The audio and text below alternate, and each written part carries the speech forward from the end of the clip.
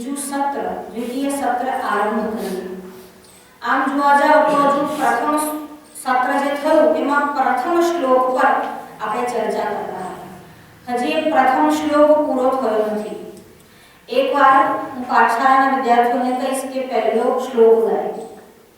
સબિંદુ સિંધુ શુષ્કલત તરંગ ભંગ રંજિતમ વિસસ્તુ પાપ જાત જાત કારિવારી સંયુતમ કૃતાંત દૂત કાલ ભૂત ભીતિહારી વર્મદે તદીય પાદ પંકજમ નમામિ દેવી નર્મદે।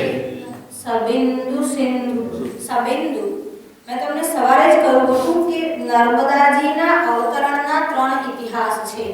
ભગવાનના પ્રસ્વેગ રૂપે નીકળેલા નર્મદાજી ત્રણ અલગ અલગ કાળમાં, ત્રણ અલગ અલગ કલ્પમાં, ત્રણ ભિન્ન ભિન્ન રાજાઓની તપશ્ચર્યાથી પ્રસન્ન થઈ શિવની આજ્ઞા પ્રાપ્ત કરી પૃથ્વી પર આવ્યા।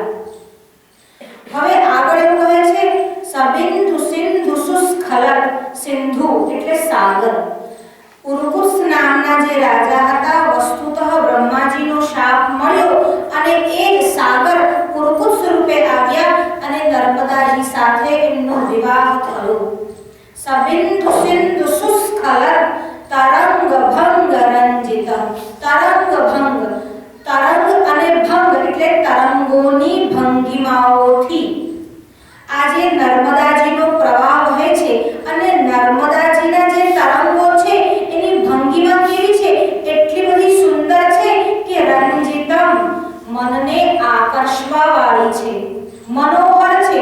તરંગ ભંગ રંજિતમ અને એટલું જ નહીં કે કેવળ મનનું આકર્ષણ કરે છે, દ્વિષત સુપાપ જાત જાત કારિવારી સંયુક્ત। અહીંયા બે પાઠભેદ ઉપલબ્ધ છે। દ્વિષત સુપાપ જાત જાત કારિવારી સંયુક્તમ, દ્વિષત સુપાપ તાપ જાત કારિવારી સંયુક્તમ। દ્વિષત સુ એટલે શત્રુઓમાં, દ્વિષત સુ પાપ અને પાપ, પાપ અને પુણ્ય, બધા પાપ અને પુણ્યથી પરિચિત છે, પણ પાપ જાત પાપને કારણે જેનો ઉત્પન્ન થાય તે, પાપને કારણે જેનું જન્મ થાય તે એટલે તાપ, એટલે પાપ જાત એટલે તાપ। અને બીજો અર્થ કર્યો પાપ અને પછી કહ્યું તાપ, એટલે ત્યાં સ્પષ્ટ ઉલ્લેખ છે કે પાપ અને તાપ। અને બીજા પાઠભેદમાં પાપ જાત એટલે પાપમાંથી ઉત્પન્ન થયેલા એવા તાપ। પાપ જે છે તે કારણ છે અને એના કારણે જે ઉત્પન્ન થાય છે તે તાપ, સંતાપ, દુઃખ છે। આવા દુઃખ ત્રણ પ્રકારના છે, આ બધા જાણો જ છો। આધિદૈવિક, આધિભૌતિક અને આધ્યાત્મિક, આ ત્રણ પ્રકારના તાપ એટલે દુઃખ છે। ભગવાન વેદવ્યાસ જ્યારે શ્રીમદ ભાગવતમાં મંગલાચરણ, મહાત્મ્યનું મંગલાચરણ કરે છે ત્યારે ભગવાન વેદવ્યાસ સ્તુતિ કરતા કહે છે સચ્ચિદાનંદ રૂપાય વિશ્વોત્પત્યાદિ હેતવે તાપત્રય વિનાશાય શ્રી કૃષ્ણાય વયં નમઃ। સચ્ચિદાનંદ રૂપાય વિશ્વોત્પત્યાદિ હેતવે, વિશ્વની ઉત્પત્તિ, સ્થિતિ અને લય એનું જે કારણ છે એવા ભગવાન સચ્ચિદાનંદ સ્વરૂપ છે। વિશ્વોત્પત્યાદિ હેતવે તાપત્રય વિનાશાય, અને ભગવાન સચ્ચિદાનંદ ભગવાન શ્રી કૃષ્ણ કેવા છે, ત્રણેય તાપનું નાશ કરવા વાળા છે। જો વસ્તુનો નાશ કરવો હોય તો એના મૂળ કે કારણનો નાશ કરવો પડે, એટલે જો તાપનો નાશ કરવો હોય તો પાપનો નાશ કરવો પડે। અને પાપનો નાશ ત્યારે જ થાય જ્યારે પાપાચરણ ન થાય ત્યારે, અથવા તો તપસા કલ્મષમ હંતિ, તપશ્ચર્યાથી પાપનો નાશ થાય છે। આ બે એવા કારણ છે, ક્યાં તો તમે આચરણ ન કરો કે પાપ પેદા થાય, પાપ ઉત્પન્ન થાય, અથવા તો પાપ થયા પછી તપસા કલ્મષમ હંતિ, તપથી પાપનો નાશ થાય છે। પરંતુ આ નર્મદા દેવી કેવા છે, પાપનો નાશ કરનારા તો છે જ છે, પણ પાપનું જે કાર્ય છે, પાપનું જે પરિણામ છે એવા તાપનો પણ નાશ કરનારા છે। પાપ થયા પછી જે એનું ફળ ભોગવવું જ રહ્યું. પ્રારબ્ધ કર્મ બધાને ભોગવવું જ પડતું હોય છે, પરંતુ અહીં જે તાપ છે એ પ્રારબ્ધ કર્મ બન્યા પછી પણ જે તમે દુઃખના રૂપમાં ભોગવી રહ્યા છો એનો પણ નાશ થાય છે. શેનાથી? તો કે નર્મદાના દર્શન માત્રથી. નર્મદામાં સ્નાન કરવા માત્રથી, નર્મદામાં જો 1 મહિનો લગાતાર સ્નાન કરવામાં આવે તો બ્રહ્મ હત્યા જેવા જે જઘન્ય પાપ છે એનો પણ નાશ થાય છે. ન કેવળ પાપનો, પરંતુ પાપમાંથી પરિણમિત થતા સંતાપનો પણ નાશ કરનારા આ નર્મદા દેવી છે. સબિંદુ સિંધુ સુસ્ખલત તરંગ ભંગ રંજિત વિશસ્સુ પાપજાત જાતકારી મારી સંયુતમ. પાપજાત હોય તો પણ તાપનો નાશ કરનારા છે. હવે નાશ કરનારા કોણ છે? તો એના જે વારી એટલે નર્મદાના જે જળ છે તે એ કોના શત્રુ છે? તો અરી કયા? કોના? કે પાપ તાપ. પાપ અને તાપ એ બંનેના અરી છે, અને પાપ અને તાપથી જે ઉત્પન્ન થાય છે એનો પણ જે નાશ કરનારા છે પાપ જાત જાતક અરી એના શત્રુ છે. અને આ શત્રુ રૂપી એટલે પાપોનો જે સમૂહ છે તેને નાશ કરનારા હે નર્મદાના જળ. તરંગ ભંગ રંજિતમ દ્વિષત્સુ પાપ જાત જાત કારિવારી સંયુક્તમ કૃતાંત દૂત કાલ ભૂત ભીતિ હારી વર્મદે. કૃતાંત, કૃતાંતનો અર્થ થાય છે યમરાજ. કૃતાંત દૂત અને યમરાજના જે દૂત, યમરાજના દૂત મૃત્યુ છે. કૃતાંત દૂત કાલ ભૂત એટલે કાળ, જે કાળ છે જે મૃત્યુ છે એ યમરાજનો દૂત છે. કૃતાંત દૂત કાલ ભૂત ભીતિ હારી વર્મદે. અને આ કાળ જે છે તે ભય પેદા કરનારો છે. આ કાળ માત્ર સાધારણ પુરુષને જ નહીં, વિદ્વાનો હોય તો પણ આ કાળ બધાને ભય આપનારો છે. આ કાળના ભયને જે નાશ કરનારા છે અથવા કાળના ભયની સામે જે રક્ષણ રૂપી કવચ પહેરાવનારા છે તેવા દેવી નર્મદા છે. જો માં શું કરે છે? બાળક જ્યારે નાનું હોય છે અને એને ઠંડી કે ગરમી ન લાગે તો એના માટે એ પ્રકારના એ અનુસારે કપડાં પહેરાવે છે. જ્યારે અતિશય ઠંડી હોય, ઠંડીથી બચવા માટે રક્ષણ કવચ એટલે તમે જેને જેકેટ કે સ્વેટર કહો છો, ઠંડીથી બચવા માટે પહેરાવે છે. એવી જ રીતે આ જે માં નર્મદા છે તે પાપ રૂપી શત્રુઓનો સામનો કરવા માટે અને યમરાજના દૂત એવા કાળની સામે પણ રક્ષણ આપતું કવચ. વર્મ શબ્દનો અર્થ થાય છે કવચ. વર્મદે કવચ આપનારા આ દેવી નર્મદા છે. એ દેવી નર્મદાના ચરણોમાં ત્વદીય પાદ પંકજન નમામિ દેવી નર્મદે. હે દેવી, તમારા એવા ચરણ કમળમાં હું વંદન કરું છું. એ ચરણ કમળ કેવા છે? એક બિંદુ માત્રથી ઉત્પન્ન થઈ સિંધુ સુધી અસ્ખલિત ગયા છે અને તરંગોની ભંગીમાઓથી મનનું આકર્ષણ કરનારા છે. યમરાજના જે દૂત છે એવા કાળની સામે પણ રક્ષણ રૂપી કવચ આપનારા છે અને શત્રુઓના સમૂહ એવા પાપનો નાશ કરનારા. અરે નાના કેવલ પાપનો, પરંતુ પાપથી ઉત્પન્ન થયેલા એવા તાપનો પણ નાશ કરનારા છે. એવા દેવી નર્મદાના ચરણ કમળમાં હું વંદન કરું છું. હવે બીજો શ્લોક. જો આચાર્યશ્રીનો આશ્રમ, આચાર્યશ્રીના જે ગુરુ છે ગોવિંદ ભગવતપાદ, એનો આશ્રમ નર્મદાના કિનારે છે. જ્યારે આચાર્યશ્રી નર્મદાના કિનારા પર આવે છે ત્યારે આચાર્યશ્રી નર્મદાની સ્તુતિ કરે છે. આગળ સ્તુતિ કરતા કરતા એવું કહે છે, પહેલા તો એવું કીધું કે નર્મદાના ઉત્પત્તિની કથા અને નર્મદાની જે સ્વરૂપ છે તેનું વર્ણન કર્યું.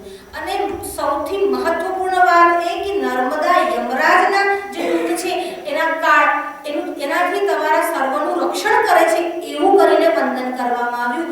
પછી નર્મદાનું જે મહિમા છે તેને વધારે પ્રગટ કરવામાં આવ્યો અને કહેવામાં આવ્યું ત્વદંબુલી નદી નમીન દિવ્ય સંપ્રદાયક કલૌ મલૌ ગભારહારી સર્વ તીર્થનાયક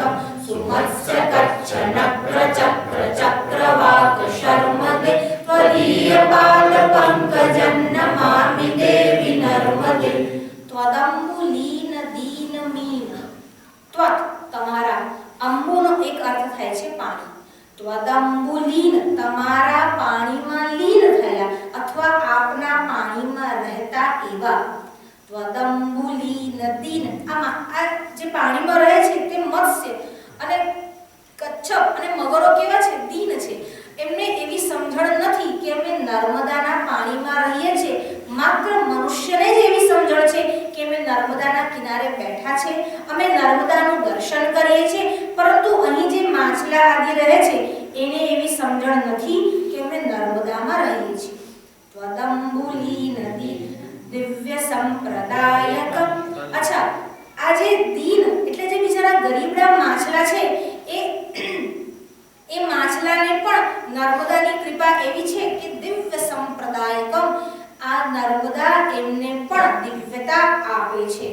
ત્વદંબુલી નદીન મીન દિવ્ય સંપ્રદાયક કલૌમલૌગ ભારહારી સર્વતીર્થનાયકમ. કલૌમલૌગ ભારહારી. કલૌ એટલે કળિયુગમાં. જો આપણે ત્યાં કેટલીક વસ્તુઓને કળિયુગમાં પ્રાધાન્ય મળ્યું છે. જેને ભાગવતજીનું અધ્યયન કર્યું છે એ પણ જાણે છે કે જે વસ્તુનું ફળ તમને બીજા બધી ઉપાસના પદ્ધતિથી નથી મળતું તે માત્ર ને માત્ર ભક્તિથી કળિયુગમાં પ્રાપ્ત થાય છે. યત ફલમ નાસ્તિ તપસા ન યોગેન સમાધિના તત્ફલમ લભતે સમ્યક કલૌ કેશવ કીર્તનાત. યત ફલમ નાસ્તિ તપસા, જે ફળ તપશ્ચર્યાથી પણ પ્રાપ્ત થતું નથી. એનો અર્થ એવો નહીં કે તપશ્ચર્યા કરવાની જ નથી, પણ આ તો એની મહિમા બતાવી. ભક્તિની મહિમા કેવી છે? યત ફલમ નાસ્તિ તપસા. અરે આ નર્મદાનો કિનારો તો તપશ્ચર્યાનો કિનારો છે. કેટલાય બધા સિદ્ધો, આચાર્યો, મુનિઓ, ઋષિઓ, મહાપુરુષો, દિવ્યાત્માઓ અહીં તપશ્ચર્યા કરી છે. તો અહીં કીધું કે તપશ્ચર્યા તો કરવાની છે, પણ તપશ્ચર્યાનું પણ જે ફળ મળતું નથી તે ફળ. યત ફલમ નાસ્તિ તપસા ન યોગેન સમાધિના, જે ફળ યોગથી પણ પ્રાપ્ત થતું નથી, ન સમાધિના અને સમાધિથી પણ જેની પ્રાપ્તિ થતી નથી તેવું. યત ફલમ નાસ્તિ તપસા ન યોગેન સમાધિના તત્ફલમ લભતે સમ્યક. તે સમ્યક સારી રીતે પ્રાપ્ત થાય છે, યોગ્ય રીતે પ્રાપ્ત થાય છે. કેવી રીતે? કલૌ કેશવ કીર્તનાત.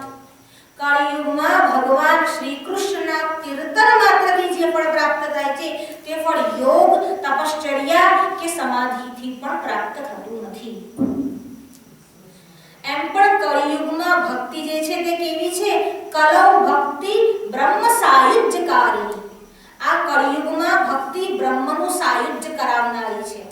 એટલા માટે ભગવાન આદ્ય શંકરાચાર્ય વિવેક ચૂડામણીમાં લખે છે, મોક્ષ કારણ સામગ્ર્યામ ભક્તિ રેવ ગરીયસી. આ મોક્ષની જે પ્રધાન સામગ્રીઓ છે એમાં ભક્તિ સૌથી મહત્વપૂર્ણ છે. મોક્ષની વાત આવે ત્યારે ચાર પ્રકારના ભિન્ન પ્રકારના મોક્ષ કયા છે. એક તો છે સાલોક્ય, બીજું છે સારૂપ્ય, ત્રીજું છે સાયુજ્ય, ચોથું છે સામીપ્ય. સામીપ્ય એટલે શું? ભગવાનની સમીપતા પ્રાપ્ત કરવી, તેનું નામ છે સામીપ્ય.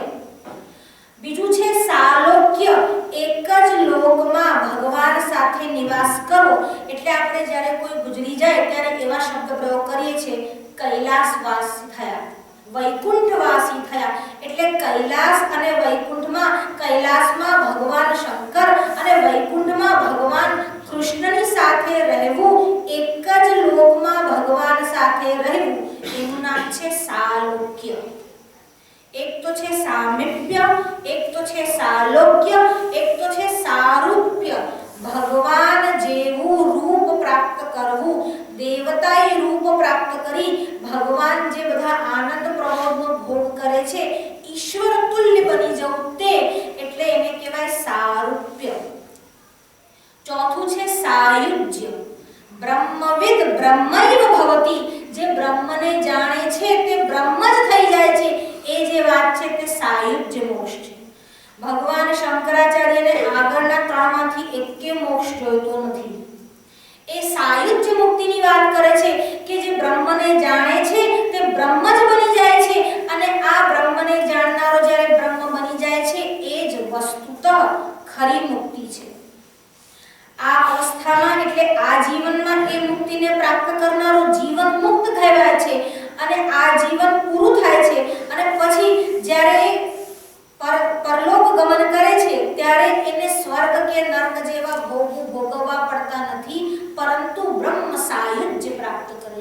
જેને આપણે બ્રહ્મલીન થયા એવો શબ્દ પ્રયોગ કરીએ છીએ.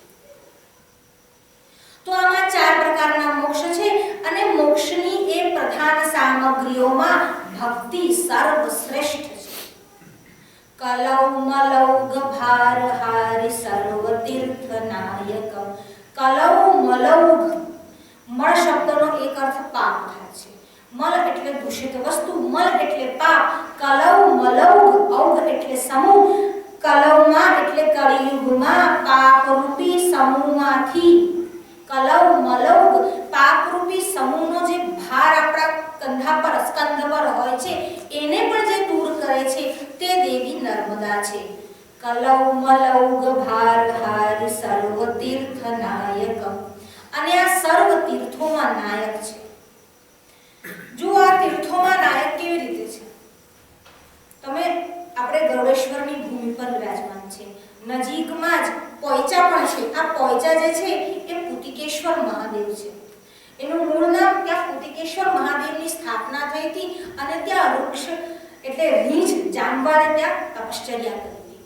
આ રીંછ જાંબાને ત્યાં તપશ્ચર્યા કરી અને જે મહાદેવની સ્થાપના કરી તે પુતિકેશ્વર મહાદેવ છે. અને ત્યાં ન કેવળ રીંછે તપશ્ચર્યા કરી, પરંતુ આગળ જતા ત્યાં સુષેણ જે વૈદ્ય હતા રાક્ષસોના, તેમને પણ ત્યાં તપશ્ચર્યા કરી. વાનરે પણ ત્યાં તપશ્ચર્યા કરી. વાનર જે નર અને નીલ નામના જે વાનર હતા એમાંનો એક એટલે નલે પણ ત્યાં તપશ્ચર્યા કરી છે. નજીકમાં એક નીરવાળી કરીને છે અને ત્યાં વાનર નીલે તપશ્ચર્યા કરી છે. અહીંયા જ મણિનાગેશ્વર કરીને પણ ધામ છે અને ત્યાં એક નજીકમાં બીજું ગામ છે, એને સહરાવ કહે છે. તેલેકોડાથી એકદમ નજીક પડે છે. આ સહરાવમાં પણ સર્પોએ તપશ્ચર્યા કરી અને એ પણ માં નર્મદાના કિનારે અને મુક્તિ પ્રાપ્ત કરી છે. આ નર્મદાનો કિનારો કેવો છે? અરે કીટાહ પતંગાશ્ચ પીપીલિકાશ્ચ.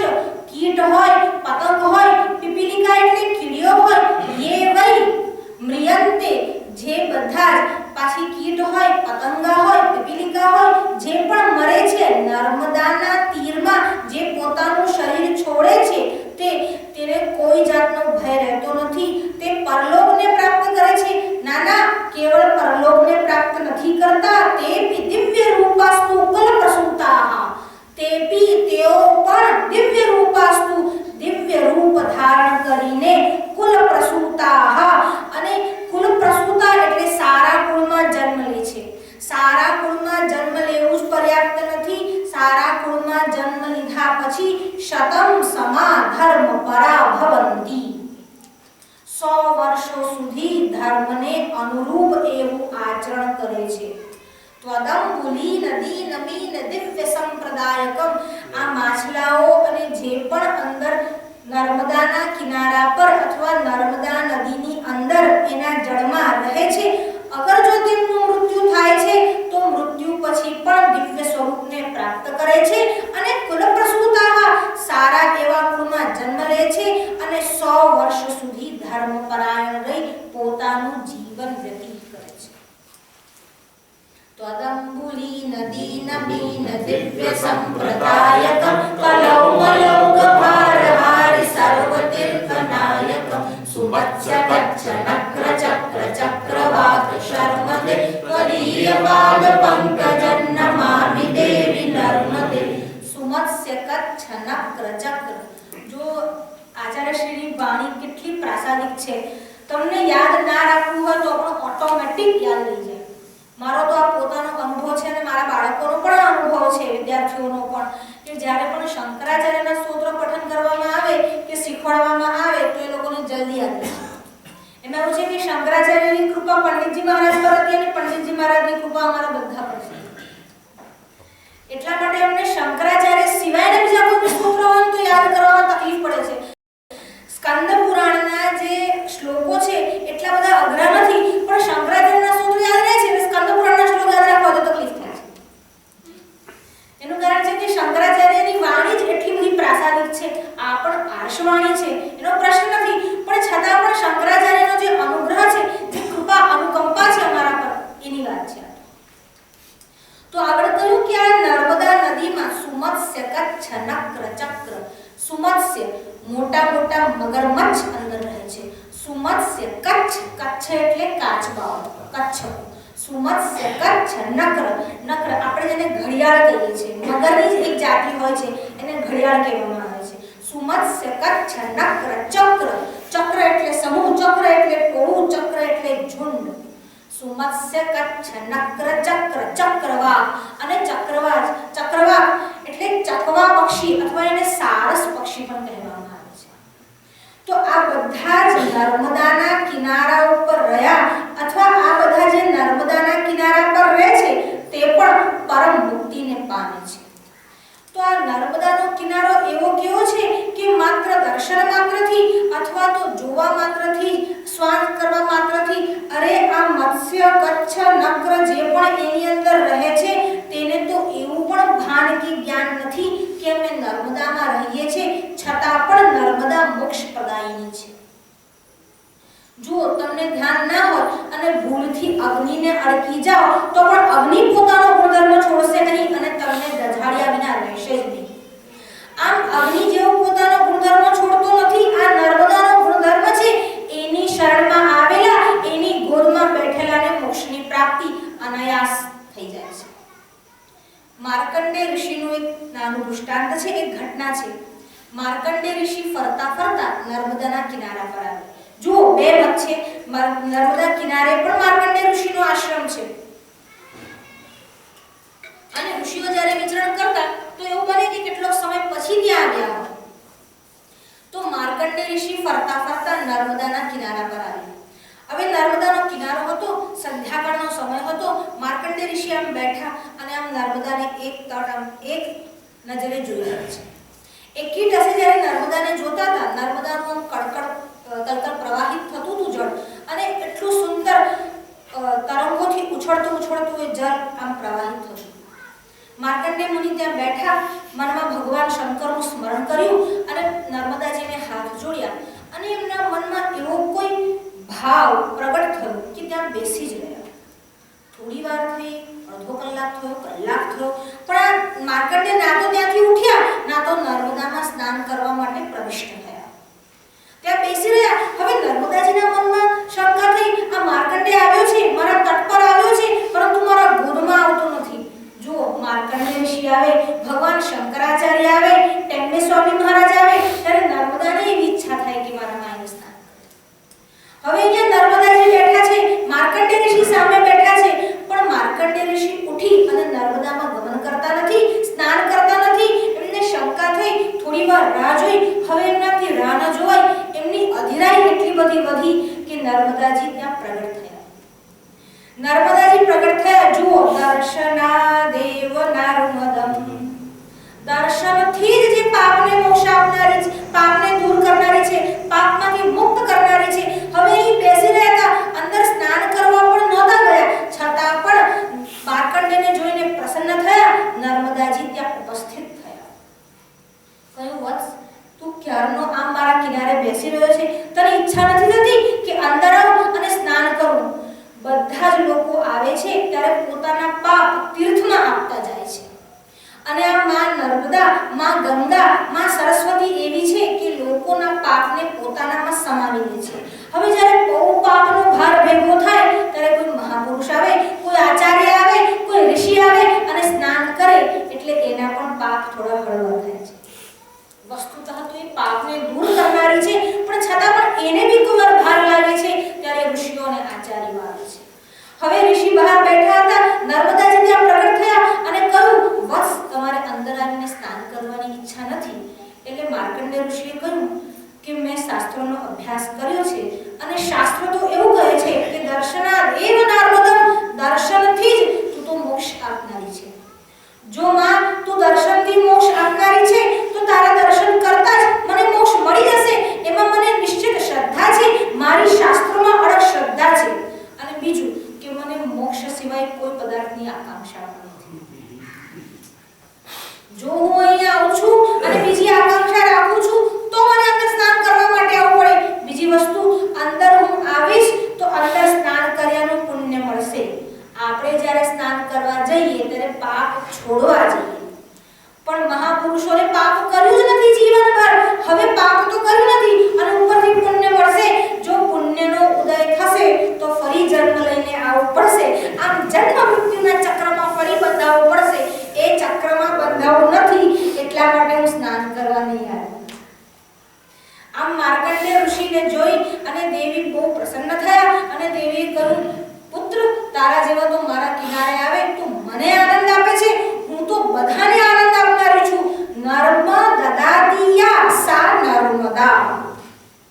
જે નર્મ કહેતા આનંદને આપનારી છે તેનું નામ નર્મદા છે. પણ નર્મદાને બી કોઈને જોઈને આનંદ આવતો હશે? જ્યારે મહાપુરુષની સામે આવે, જ્યારે માર્કંડેયની સામે આવે, વશિષ્ઠ આવે, પિપ્પલાદ આવે, ત્યારે નર્મદાને પણ આનંદ આવે છે. આ નર્મદા પણ એમને જોઈને પ્રવાહિત, એટલી બધી તરંગોથી ઉછળતી પ્રવાહિત થાય છે. જે બાળકને જોવે અને વાત્સલ્યના કારણે માના શરીરમાંથી દૂધ બહાર આવે છે, તેવી રીતે જ્યારે આ પુત્ર રૂપી માર્કંડેય ઋષિને જોવે છે ત્યારે નર્મદા ઓર પણ વેગવાન થઈને વહેવા લાગે છે. ત્વદંબુલી નદીન મીન દિવ્ય સંપ્રદાયકમ કલૌ ભારવાનિ સર્વ તીર્થનાયકમ સુમસ્ય કચ્છન પ્રચક્ર ચક્રવાક શર્મદે ત્વદીય પાદ પંકજં નમામિ દેવી નર્મદે. હવે કહું તીર્થનાયકમ. આજે નર્મદાજી છે એ તીર્થોમાં પણ નાયક એટલે પ્રધાન છે. જો મેં તમને કહું અહીં સરભાઈ તપશ્ચર્યા કરી, અહીં આગળ કુતિકેશ્વરમાં જાંબાને તપશ્ચર્યા કરી, પછી નલ નીલ અને સુષેણે તપશ્ચર્યા કરી, અહીં વરુણે પણ તપશ્ચર્યા કરી છે. જુઓ નર્મદા કિનારામાં ભાલોદ નામનું એક ગામ છે અને ભાલોદમાં ભગવાન શ્રી રામ પધાર્યા હતા અને સ્વયંભૂ મનુએ ત્યાં યજ્ઞ કર્યો. આમ આ નર્મદા જે છે એના તીર્થ, એના જે ભૂતલ છે એની આસપાસના જે સ્થળ છે અને તીર્થ સ્થાનો છે ત્યાં બધાય ઋષિ અને મહાત્માઓ તપશ્ચર્યા કરી છે. વરુણે પણ ત્યાં તપશ્ચર્યા કરી છે. ન કેવલ પ્રાણીઓએ, વાનર, સર્પ બધા જ, અને દેવો અને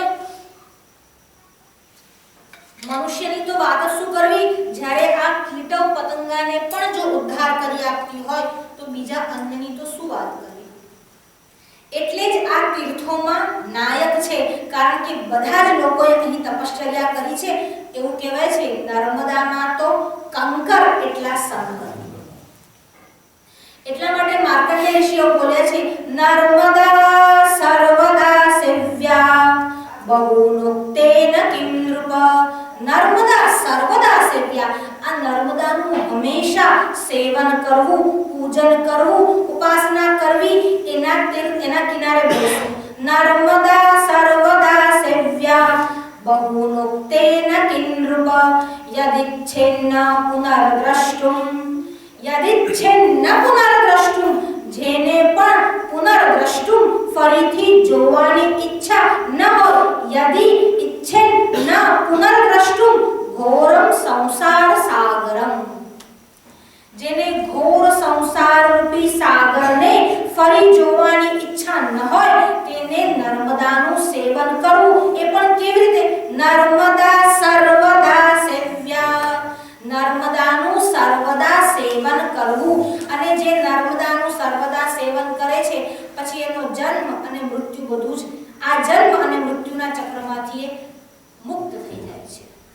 પુનરપી જનનમ પુનરપી મરણમ પુનરપી જનની જઠરે શયનમ ઇહ સંસારે ખલુ દુસ્તારે તુદયા પારે પારિ મુરારે.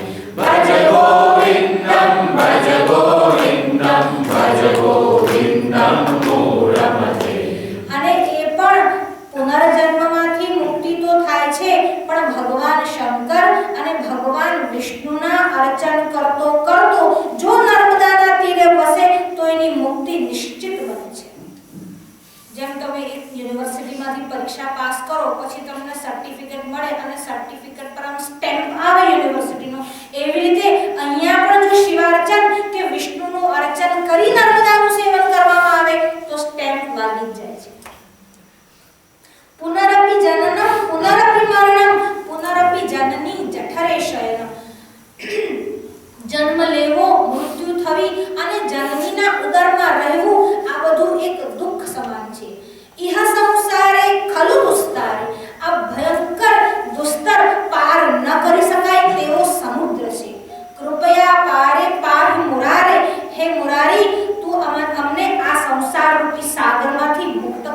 બહાર કાઢ.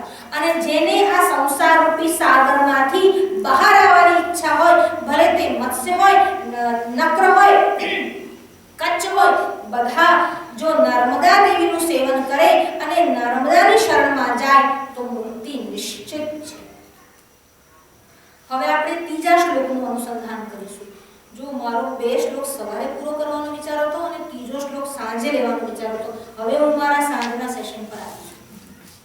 મહાગભીર નીરપૂર પાપદૂત ભૂતલમ મનસ્સમસ્ત પાદકારી દારિતાપદાજલમ જગલ્લયે મહાભયે મૃકુંડ શૂનુ નર્મદે ત્વદીય પાદ પંકજમ નમામિ દેવી નર્મદે. અહીંયા મૃકુંડ શૂન, આના પર આપણે વિશેષ ભાર આપીશું. આગળની વાત પણ આપણે કરીશું. મૃકુંડ શૂન, મૃકુંડના પુત્ર એટલે માર્કંડેય. માર્કંડેયનો દેવી નર્મદા સાથેનો ગાઢ સંબંધ છે. જો આ માર્કંડેય મૃકુંડુ ઋષિના પુત્ર છે. મૃકુંડુ અને મરુદ્વતી, એમની માતાનું નામ મરુદ્વતી છે અને આ જે મૃકુંડુ છે એના પુત્ર છે. બહુ લાંબા સમય સુધી મૃકુંડુને કોઈ સંતાન નહોતું. જ્યારે મૃકુંડુએ સંતાનની અપેક્ષાથી ભગવાન શંકરની આરાધના કરી અને આશુતોષ પ્રસન્ન થયા, એટલે જ એમનું નામ આશુતોષ છે. જે જલ્દીથી સંતોષ પામે છે, જે જલ્દીથી પ્રસન્ન થાય છે, તેનું નામ આશુતોષ છે. ભગવાન શંકર પ્રસન્ન થયા અને વર માંગવા માટે કહ્યું. મૃકુંડ ઋષિએ કહ્યું, મને બીજી કોઈ અપેક્ષા નથી, પરંતુ મને એક પુત્રની અપેક્ષા છે અને પુત્રની ઈચ્છાથી મેં આપની આરાધના અને તપશ્ચર્યા કરી છે. જો આપ પ્રસન્ન થયા હોય તો મને એક પુત્ર આપો. જ્યારે મૃકુંડ ઋષિએ એક પુત્રની માંગણી કરી ત્યારે ભગવાન શંકરે 2 વિકલ્પો બતાવ્યા. ભગવાન શંકરે કહ્યું કે તમને પુત્ર તો આપું, પણ એક, જો પુત્ર દીર્ઘાયુ હશે તો એનામાં બુદ્ધિ એટલે વિચક્ષણ નહીં હોય અને ગુણી નહીં હોય, અને જો પુત્ર ગુણી હશે તો અલ્પાયુ હશે. હવે તમે નક્કી કરો, તમારે અલ્પાયુ અને ગુણી પુત્ર જોઈએ છે કે દીર્ઘાયુ અને ગુણ વગરનો પુત્ર જોઈએ છે? જો આવો સેમ વિકલ્પ કોની સામે મુકાયો હતો? ભગવાન આચાર્ય શંકરના પિતા સામે મુકાયો હતો. અને જ્યારે શિવગુરુને પૂછવામાં આવ્યું ત્યારે શિવગુરુએ પણ એ જ કહ્યું કે મને અલ્પાયુ પુત્ર ચાલશે, પણ એ ગુણવાન હોવો જોઈએ, બુદ્ધિમાન હોવો જોઈએ અને વેદોનો જાણકાર થવો જોઈએ. એટલા માટે મૃકુંડ ઋષિએ પણ એવું કહ્યું કે મને અલ્પાયુ પુત્ર ચાલશે, પરંતુ એ ગુણવાન હોવો જોઈએ. જ્યારે મૃકુંડ ઋષિએ આ વાત મૂકી અને ભગવાન શંકરે તથાસ્તુ કહ્યું, મૃકુંડ ઋષિને ત્યાં પુત્રનો જન્મ થયો અને માર્કંડેય બન્યા. જો માર્કંડેય અલ્પાયુ હતા, એમનું આયુષ્ય શરૂઆતમાં કેવળ 16 વર્ષનું હતું. શંકરાચાર્યનું આયુષ્ય શરૂઆતમાં કેવળ 8 વર્ષનું હતું. પછી જ્યારે સંન્યાસ ધારણ કરે છે, એટલે સંન્યાસ ધારણ કર્યા સુધી 8 અને ફરીથી 8 વર્ષનું આયુષ્ય, આમ એમને 16 વર્ષનું આયુષ્ય પ્રાપ્ત થાય છે. અને પછી બ્રહ્મસૂત્ર પર ભાષ્ય લખવા માટે ભગવાન વેદવ્યાસ બીજા 16 વર્ષનું આયુષ્ય આપે છે. આમ શંકરાચાર્યનું આયુષ્ય ટોટલ 32 વર્ષનું થાય છે. અહીં માર્કંડેયનું આયુષ્ય કેવળ 16 વર્ષનું છે અને આ વાતથી માર્કંડેય ઋષિ અજાણ છે. પરંતુ જ્યારે માર્કંડેય બાળક છે અને ધીરે ધીરે એમનું લાલન પોષણ થઈ રહ્યું છે અને મૃકુંડુ એમને એવા સંસ્કાર આપે છે, જો દીકરા, જ્યારે તમે બહાર નીકળો અને સામેથી કોઈ દ્વિજવર દેખાય, કોઈ બ્રાહ્મણ દેખાય તો એમને પ્રણામ કરવા, એમના આશીર્વાદ લેવા, એમની સેવા શુશ્રૂષા કરવી. જો દીકરા જગતમાં કલ્યાણની ઈચ્છા રાખતો હોય તો ભગવાન શંકરની આરાધના કરવી. જો ભગવાન શંકર પ્રસન્ન થાય તો જગતમાં કશું પણ અસાધ્ય રહેતું નથી. ભગવાન શંકરની આરાધના કરવી, બ્રાહ્મણોનું પૂજન કરવું, આમ સુંદર શિક્ષા આપતા હતા. બાળક જ્યારે નાનું હોય ત્યારે જ એનામાં સંસ્કારના સિંચન થઈ જવા જોઈએ. એકવાર આ માર્કંડેય માર્ગ પરથી પસાર થતા હતા, સામે સપ્તર્ષિનું મંડળ આવ્યું અને સપ્તર્ષિને જેવા જોયા, માર્કંડેય બધાને પ્રણામ કર્યા. પોતાના પિતાના નામ અને ગોત્રોચ્ચાર સાથે પ્રણામ કરવાની આપણે ત્યાં પરંપરા છે. સપ્તર્ષિને પ્રણામ કર્યા અને જેવા પ્રણામ કરવા માટે માર્કંડેય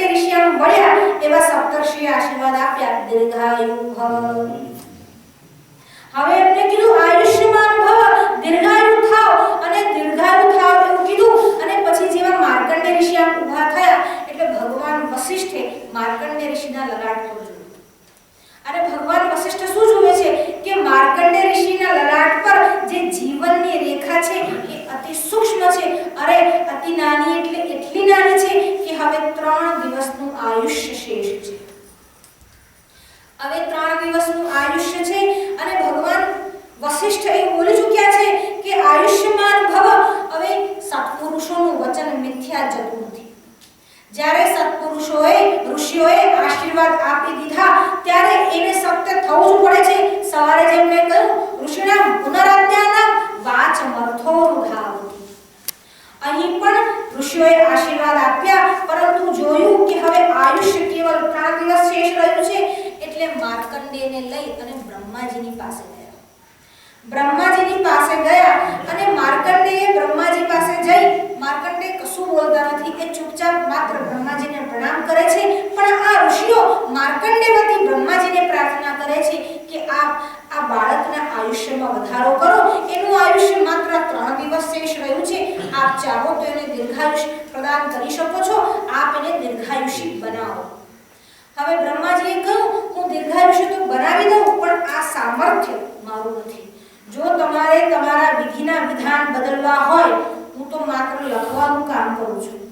જો તમારે વિધિના વિધાન બદલવા હોય તો તમારે ભગવાન શંકરના શરણમાં જવું પડશે અને ભગવાન શંકર જ કેવલ ભાગ્યને બદલી શકે છે. જો એમની કૃપા પ્રસાદ પ્રાપ્ત થશે તો આનું ભાગ્ય બદલાશે અને આ ચિરંજીવી થશે. હવે ઋષિઓના મનમાં વિચાર આવ્યો કે ભગવાન શંકર પાસે જઈએ, પણ ભગવાન શંકર પાસે જવાનો વિચાર કરે એ પહેલા બ્રહ્માજી બીજી વાત કહી. બ્રહ્માજીએ કહ્યું, ઋષિગણ આપ ચિંતા કરશો નહીં, કારણ કે આ માર્કંડેય જે છે ને એ ભગવાન શંકરનો ઉપાસક છે અને ભગવાન શંકરના ભક્તથી તો કાળ પણ ડરે છે. આનું કશું થવાનું નથી. તમે એને છોડી દો, ભગવાન શંકર પર શ્રદ્ધા રાખો, આનું કશું થાય નહીં અને આ દીર્ઘાયુષી થશે. તમે ચિંતા કરશો નહીં. જ્યારે બ્રહ્માજીએ આવી રીતનું આશ્વાસન આપ્યું ત્યારે સપ્તર્ષિ માર્કંડેયને લઈ પુનઃ પૃથ્વી પર પાછા ગયા. હવે કેવળ 1 દિવસનું આયુષ્ય શેષ હતું. માર્કંડેય ઋષિ ભગવાન શંકરનું લિંગ જ્યાં હતું ત્યાં રોજ બેસતા, ભગવાન શંકરની આરાધના કરતા. માર્કંડેય ઋષિ જળથી અભિષેક કરતા હતા, દૂધથી અભિષેક કરતા હતા અને જ્યારે આ અભિષેક ચાલુ હતો એટલામાં જોયું તો સામે એક કાળા ડિબાંગ શરીરવાળો, બહુ જ મોટી મોટી મૂછો વાળો અને જેનું ભયંકર એવું રૂપ છે તેવો કાળપુરુષ હાજર હતો. આ કાળપુરુષને ઉપસ્થિત જોઈ માર્કંડેયના મનમાં થયું કોઈ આવ્યું છે, પરંતુ પૂજામાં એટલા બધા તન્મય થયા છે કે એમને સુધ રહી નથી કે કોણ છે, શું છે એ પૂછવાની વાત બાજુ પર રહી અને માત્ર એમના મનમાં એક જ ભગવાન શંકરનું ચિંતન ચાલી રહ્યું છે. જ્યારે ભગવાન શંકરનું ચિંતન ચાલતું હતું, પૂજા અને ઉપાસના ચાલુ હતી, આ કાળપુરુષે કહ્યું, માર્કંડ હવે બસ કર, ચાલો મારી સાથે. જ્યારે કાળપુરુષે આવું કહ્યું ત્યારે માર્કંડેય કીધું, જરા થોડી વાર થોડી જાઓ. હું અત્યારે ભગવાન શંકરનું પૂજન કરું છું. આ શંકરનું પૂજન પૂરું કરું પછી આપ મને લઈ જજો. મને આપની સાથે આવવામાં જરાય વાંધો નથી, પરંતુ હું પૂજન કર્યા વિના ક્યાંય જતો નથી. એટલે કાળપુરુષે કહ્યું, અહીંયા જવાનું ના હોય, અહીં તો લઈ જાય અને અહીંયા કોઈ રોકી શકે એમ છે નહીં. સમ્રાટ હોય, રાજા હોય, ગમે તે હોય, પણ જ્યારે કાળનો બોલાવો આવે ત્યારે એક ક્ષણ કાળ પ્રતીક્ષા કરતો નથી. એ બાળક, તું બાળક છે એટલે તને ખબર નથી. જો તે વૃદ્ધો પાસે સાંભળ્યું હોય તો તને ખબર હોય કે જ્યારે પણ માણસે ઉપાસના, ભક્તિ અને પૂજન કરવું હોય પોતાની યુવાનીમાં જ કરી લેવું જોઈએ, કારણ કે વૃદ્ધાવસ્થામાં કાળ કોનો સાથ આપશે અને કાળ કોને દગો કરશે એ કંઈ નક્કી છે નહીં. તમને ખબર નથી તમારું આયુષ્ય કેટલું હોય છે. કાલ વ્યાલ મુખગ્રાસ. આ કાળ જે છે એ વ્યાલ, એને 2 સંજ્ઞાઓ આપવામાં આવી છે અથવા 2 રૂપકો આપવામાં આવ્યા છે. એક તો કાળને મગરનું રૂપક આપવામાં આવ્યું છે અને બીજું કાળને વ્યાલ એટલે અજગરનું રૂપ આપવામાં આવ્યું છે. જો આ મગર પણ એકવાર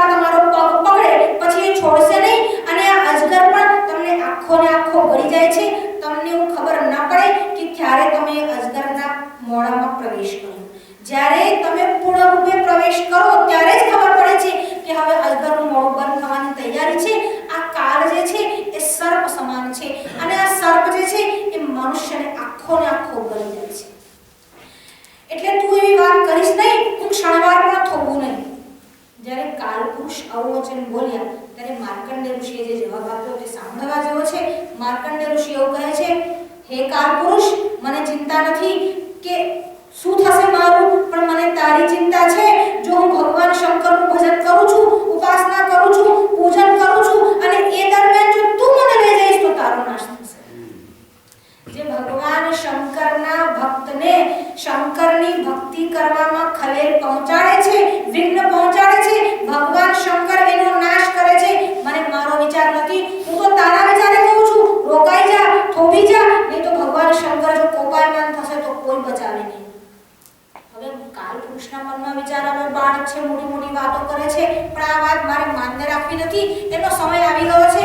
મારું એક જ કર્તવ્ય છે કે હું આને અહીંથી લઈ જઈશ. અને કહું, બાળક, આવી બધી વાત રહેવા દે. બાળક, તું બહુ વાચાળ છે, તું મારી સાથે ચાલ. હવે તારો સમય પૂરો થયો છે. અને જ્યારે આ કાળપુરુષ માર્કંડેય ઋષિને લેવા માટે જાય છે, ઋષિ એકવાર ફરી એને વોર્ન કરે છે, જો ભગવાન શંકર જે છે એ પોતાના ભક્તની જરાય હાનિ ચલાવી લેતા નથી. ભગવાન શંકર રાજા છે અને રાજાના જે સેવકો હોય તે માત્ર રાજાનું જ માને છે. પંડિતજીની વાનરસેના કોઈને ગાંઠેલી નથી. પંડિતજી સિવાય કોઈનું માને નહીં, એમના સગા બાપનું નહીં.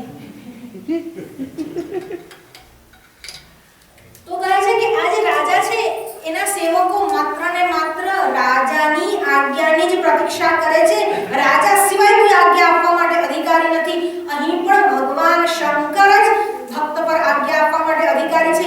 હે કાળપુરુષ, તું આ વાત કરીશ નહીં તો તારો નાશ થશે.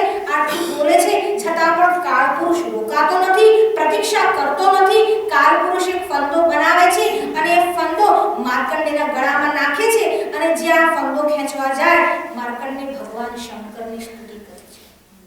ચંદ્રશેખર ચંદ્રશેખર ચંદ્રશેખર પાહી માં, ચંદ્રશેખર ચંદ્રશેખર ચંદ્રશેખર રક્ષમા, ચંદ્રશેખર પાહી માં.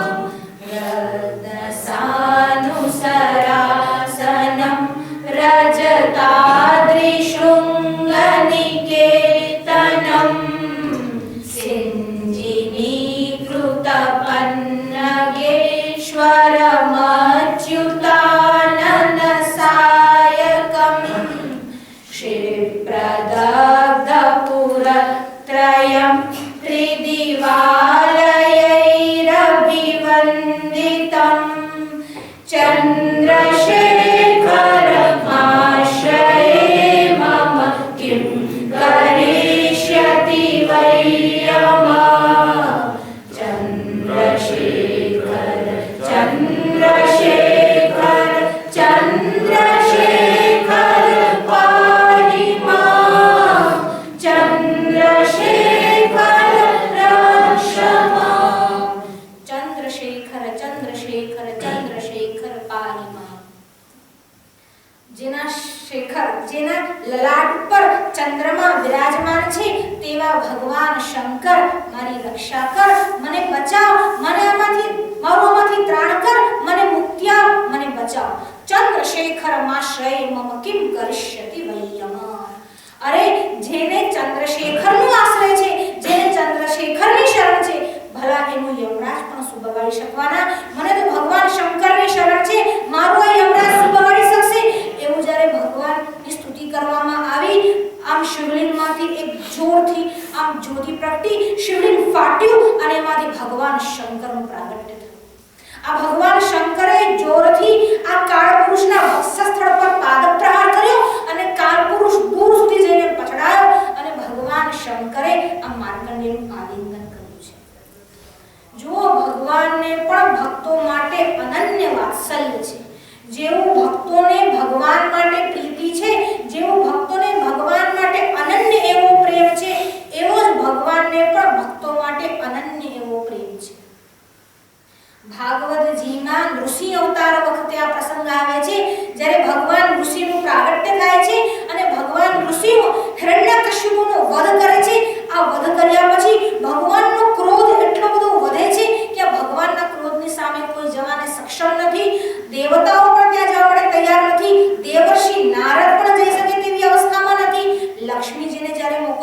વિચાર કરે છે ત્યારે લક્ષ્મીજી પણ ગભરાય છે. લક્ષ્મીજી મનમાં વિચાર કરે છે કે આ દેવ ભગવાને જે સ્વરૂપ ધારણ કર્યું છે આને તો હું ઓળખતી પણ નથી. અરે આ તો મારા પતિ નથી, આ તો કોઈ નૃસિંહ છે. અને લક્ષ્મીજી પણ ગભરાય છે. દેવતાઓ પણ પાસે જતા નથી. જ્યારે ભગવાનનું વિકરાળ સ્વરૂપ જુએ છે બધા ગભરાય છે. પણ એ ગભરાહટમાં દેવર્ષિ નારદ પ્રહલાદને ભગવાનની પાસે મોકલે છે. જ્યારે પ્રહલાદ ભગવાનની પાસે જાય છે અને ભગવાનની સ્તુતિ કરે છે, ભગવાનની કેવી દશા થાય છે કે પ્રહલાદની સ્તુતિ સાંભળી ભગવાનની આંખોમાંથી અશ્રુધારા વહે છે. અને ભગવાનની આંખોમાંથી જે અશ્રુધારા વહે છે, જો ભગવાને થોડા ક્ષણો પહેલા હિરણ્યકશિપુનો વધ કર્યો હોય છે અને આ વધ કરવાને કારણે ભગવાનના મુખમંડલ પર અને ભગવાનના શરીર પર આ રક્તના છાંટા ઉડ્યા છે. આ રક્તના જે છાંટા છે એ ભગવાનના અશ્રુઓથી જ ધોવાઈ જાય છે. અહીં ભગવાન સ્નાન કરે છે. અને જ્યારે પ્રહલાદ સ્તુતિ કરે છે, ભગવાન એટલા પ્રસન્ન થાય છે, પ્રહલાદને ઉઠાવે છે, ગોદમાં બેસાડે છે અને જેમ સિંહ અથવા જે પ્રાણીઓ છે પોતાના બાળકને વાત્સલ્યને કારણે ચાટવા માંડે એમ ભગવાન પણ આ બાળક પુત્ર એવા પ્રહલાદને બહાલ કરે છે, લાડ કરે છે. અહીં ભગવાન શંકર પણ માર્કંડેયને આલિંગન આપે છે અને માર્કંડેયને આશ્વાસન આપે છે, તું ચિંતા કરીશ નહીં, આ કાલપુરુષ તારું કંઈ બગાડી શકે નહીં. અરે આ તો કાલના પણ કાળ, આ તો મહાકાળ છે. મહાકાળની સામે સામાન્ય એવા કાળનું શું ગજું? અને આ કાળને દૂર ફેંકી દે છે. એટલું જ નહીં, એટલો બધો દૂર ફેંકી દે છે કે આ માર્કંડેય ચિરંજીવી થાય છે. માર્કંડેય ચિરંજીવી થાય એટલે શું થાય? કલ્પનો ક્ષય થાય ત્યારે પણ માર્કંડેયનો ક્ષય થતો નથી. મેં તમને કહ્યું ને, સપ્ત કલ્પ ક્ષય ક્ષીણે ન મૃતા તેન નર્મદા. માર્કંડેયજીનું પણ એવું જ છે અને એટલે જ માર્કંડેયજી નર્મદાના દર્શન કરી શકે છે. જો બીજી ઘટના એવી બની, માર્કંડેય ઋષિને યજ્ઞોપવિત અને સંસ્કાર આપવામાં આવ્યા, ભગવાન શંકર એમના પર પ્રસન્ન થયા, એમનું આયુષ્ય જે છે વધારી આપવામાં આવ્યું. અરે વધારીશું, એમને તો અમર જેવા જ બનાવી દેવામાં આવ્યા. અને પછી જેમ જેમ ધીરે ધીરે માર્કંડેય ઋષિ વધવા લાગ્યા, કેટલાય વર્ષો થયા અને એવો સમય આવ્યો જ્યારે કલ્પનો ક્ષય થાય છે. માર્કંડેય ઋષિ આમ બેઠા હતા, અચાનક આમ જોરથી પ્રલયકારી મેઘોએ ગર્જના કરી, વાયુ સુસવાડા સાથે વહેવા લાગ્યો અને એટલા બધા મેઘ અને એ બી કાળા ડિબાંગ વાદળો ત્યાં આવ્યા છે. પ્રલયકારી મેઘ છે, આટલી બધી અતિ વર્ષા થઈ છે, અતિવૃષ્ટિને કારણે ચારે ઓર જળબંબાકાર છે અને પાણી અને સમુદ્ર બંને વચ્ચે હવે ભેદ રેખા રહી નથી. જ્યારે સમુદ્ર પોતાની મર્યાદાનો ઉલ્લંઘન કરે છે, મર્યાદાને લાંઘે છે, ત્યારે કલ્પનો ક્ષય થાય છે. એટલે કલ્પ પૂરો થાય છે, પ્રલય આવે છે. જો સમુદ્ર સાધારણતયા પોતાની મર્યાદાનું ઉલ્લંઘન કરતો નથી. ક્યારેક જ એવું બને જ્યારે કોઈ મહાપુરુષો પર અત્યાચાર થાય ત્યાર પછી સુનામી આવે છે. નહીં તો સમુદ્ર પોતાની મર્યાદાનો ઉલ્લંઘન કરતો જ નથી, પરંતુ પ્રલયના સમયે જ્યારે પ્રલયકારી મેઘ અતિવૃષ્ટિ કરે છે અને જ્યારે સમગ્ર ચારો ઓર જળબંબાકાર સૃષ્ટિનું સર્જન થાય છે અને મેઘ પોતાનું તાંડવ રચે છે, ત્યારે આ પ્રલયનો સમય નજીક આવે છે અને પ્રલયની શરૂઆત થતા બધી જ પૃથ્વી જળબંબાકાર થઈ, સમુદ્રમાં ગ્રસિત થઈ અને ધીરે ધીરે બધી જ વસ્તુઓનો ક્ષય થતો ગયો. પંચતત્વ એકબીજામાં એના પોતાના કારણમાં વિલીન થતું ગયું અને એના જે પ્રમુખ મુખ્ય કારણ છે એ બ્રહ્મમાં પણ લીન થવા માંડે છે. પ્રલયનો સમય હતો, ચારે બાજુ જળ હતું અને આ જળમાં માર્કંડેય ઋષિ કેટલાય વર્ષો સુધી જાણે તરતા રહ્યા હોય એમ તરતા રહ્યા.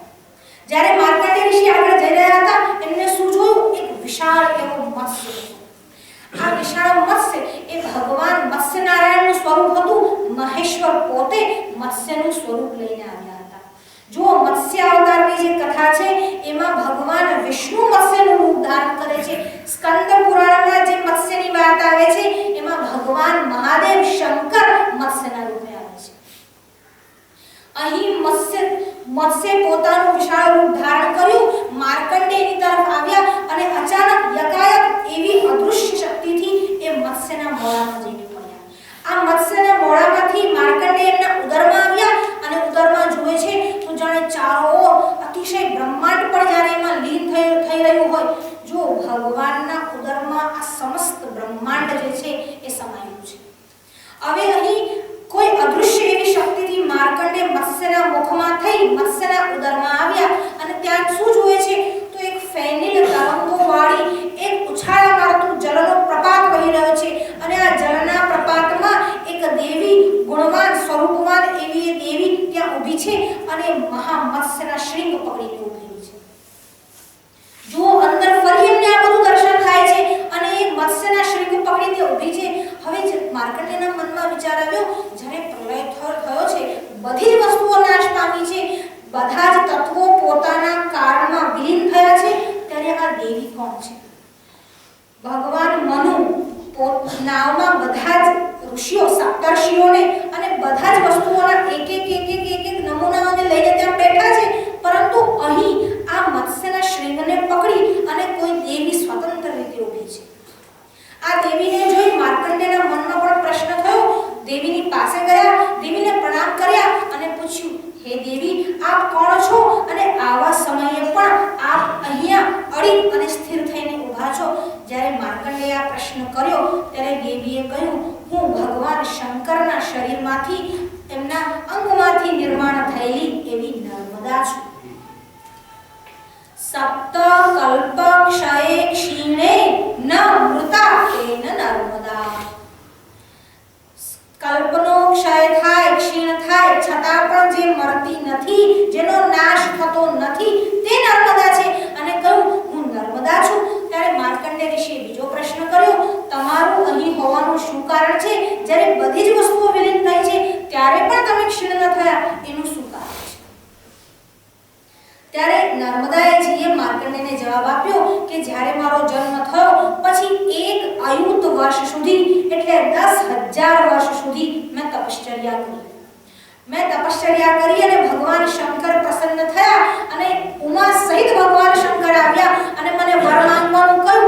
ત્યારે મેં એવું વર માંગ્યું કે કલ્પનો ક્ષય થાય ત્યારે પણ મારો ક્ષય ન થાય એવું વરદાન મને આપો અને એવું વરદાન આપ્યું. તેથી આ કલ્પના ક્ષયના અંતરે પણ જ્યારે યુગનો અંત આવી ગયો ત્યારે પણ મારો ક્ષય થયો નથી.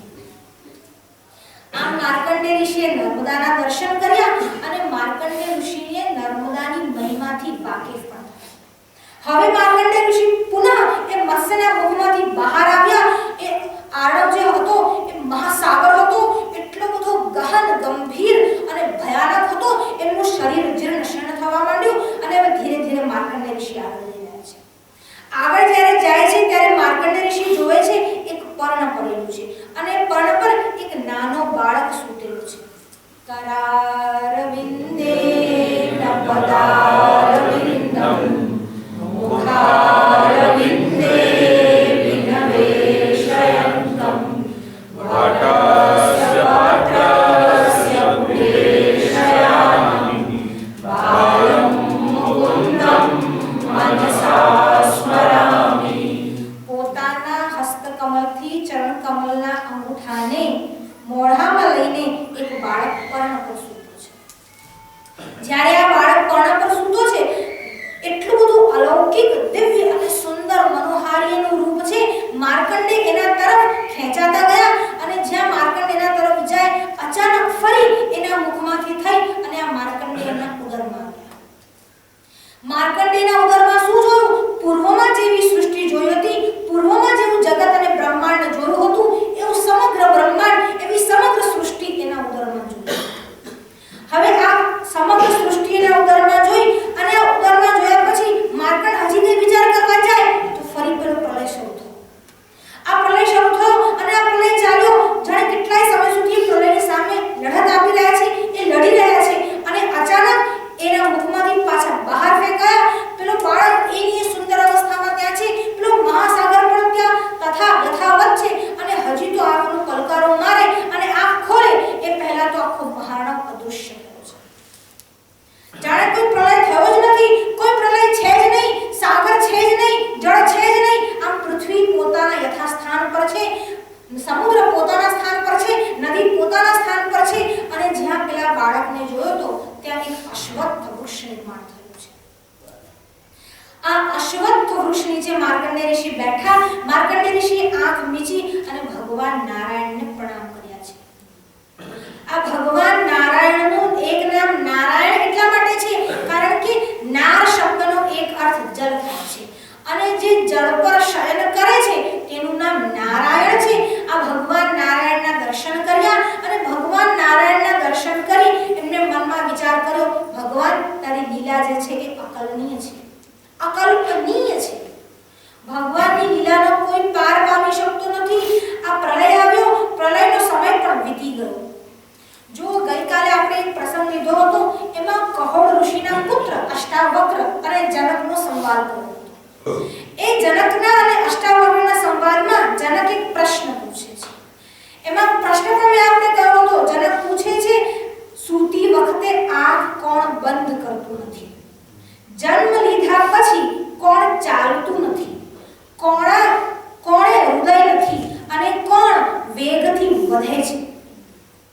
એનો જ્યારે જવાબ આપવાનો થયો એટલે અષ્ટાવક્રએ કહ્યું કે મત્સ્ય જે છે તે સૂતી વખતે આંખ બંધ કરતો નથી.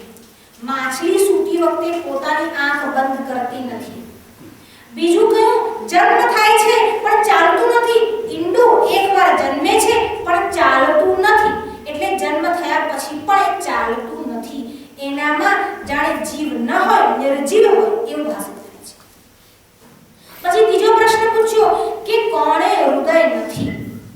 એટલે અષ્ટાવક્રએ કહ્યું પથ્થરને હૃદય નથી.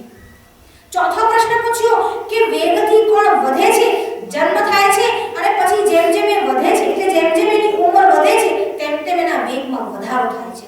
એટલે અષ્ટાવક્રએ જવાબ આપ્યો નદી વેગેન વર્ધતે. નદીનો જન્મ થાય છે અને વેગથી આગળ વધે છે. આ એને લૌકિક જવાબ આપ્યો. પછી જે આધ્યાત્મિક ઉત્તર આપ્યો અષ્ટાવક્રએ એ આવા હતા કે ભગવાન નારાયણ જ્યારે આ પ્રલય થાય છે અને બ્રહ્માંડને પોતામાં સમાવી લે છે અને એ નિદ્રામાં ભગવાન નારાયણ પોતાની આંખ બંધ કરતા નથી. એટલે પરબ્રહ્મ પરમાત્મા સૃષ્ટિના પ્રલય કરતી વખતે બધું લીન થાય છે, જેને કહેવાય યોગ નિદ્રામાં હોય છે, પણ એમની આંખ બંધ થતી નથી. વસ્તુતઃ તો ભગવાન સૂતા જ નથી. જો ભગવાન સૂએ તો બધાનું કલ્યાણ થઈ જાય. તો કહ્યું કે આ બ્રહ્માંડ જ્યારે વિલીન થાય છે ત્યારે પણ નારાયણ પોતાની આંખ બંધ કરતા નથી. બીજું કહ્યું કે જન્મ લે છે છતાં પણ જે ચાલતું નથી. ભગવાન નારાયણમાંથી જ્યારે આ હિરણ્યગર્ભ સૃષ્ટિનું સર્જન થયું, બ્રહ્માંડનું સ્વરૂપ પણ અંડાકાર છે, એટલે જ એનું નામ બ્રહ્મનો અંડ બ્રહ્માંડ છે. હવે એવું થાય કે અત્યારે યુનિવર્સ વિશે બધા જાણકારી ઉપલબ્ધ કરે છે, સાયન્ટિસ્ટ અત્યારે બધું શોધ્યું કે જે આ બ્રહ્માંડનો શેપ છે, યુનિવર્સનો શેપ છે, આવો છે. અરે એમાં તો નામમાં જ શેપ છે, અંડ સ્વરૂપે છે, એટલે જ એનું નામ બ્રહ્માંડ છે. હવે આ જ્યારે બ્રહ્માંડનો જન્મ થાય છે ત્યાર પછી એ ચાલતું નથી. જો નારાયણની ઈચ્છા ના હોય તો આ બ્રહ્માંડ ચાલે નહીં. એટલે કહું, તમે જે બીજો પ્રશ્ન પૂછ્યો એનો તાત્વિક અર્થ તો આ થાય છે. ત્રીજો જે પ્રશ્ન પૂછ્યો એમાં હતું કે હૃદય છે એ કોણે હૃદય નથી? એટલે જવાબ આપ્યો તો કે પથ્થરને હૃદય નથી.